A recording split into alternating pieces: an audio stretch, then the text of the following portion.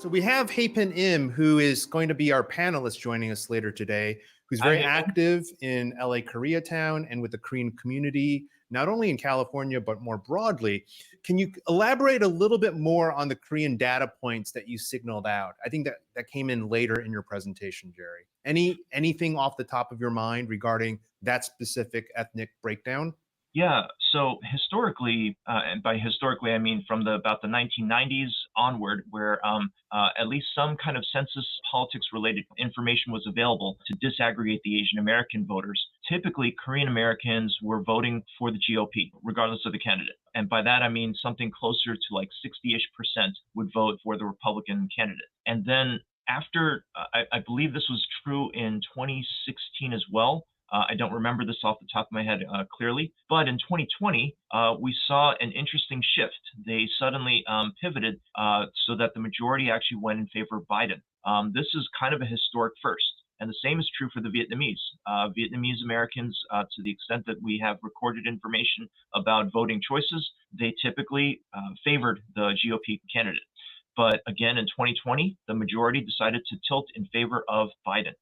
And we're seeing, at least as of September of 2024, the same sort of patterns happening.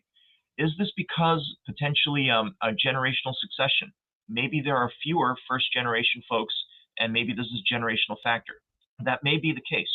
As we've just talked about earlier, if there are transnational interests at play here, I do think that a lot of the second generation doesn't have as much of a stake in what's happening in their parents' country of origin compared to the immigrant generation on the whole.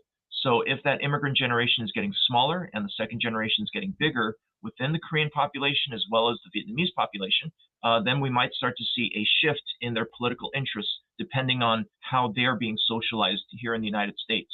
If I can pivot real quick, though, David, you mentioned that for a lot of Asian American pastors, they're very reluctant to bring up politics, and that's certainly true. What I'm wondering about, too, and this is just sort of like a conversation piece for pastors to maybe have, is it seems like many Asian American ministers are borrowing the playbook of white conservative Protestants. And if that's the case, how come we don't talk to Black conservative Protestants or Black Christians in general, where political engagement has been part of their story in theological and regular practice? Right? They're not afraid of that connecting point in the way that it seems like a lot of white conservative Protestants are. So I'm sort of wondering if it would help more Asian American pastors to talk with African American pastors in their communities and just ask, like, what's your connection to politics and how does this work out in your church? Because the default seems to be following whatever approach that white conservative Protestants follow. And it's usually one that's very strict about separating out these two things, even though for some reason issues like abortion and gay marriage start seeping into the church culture.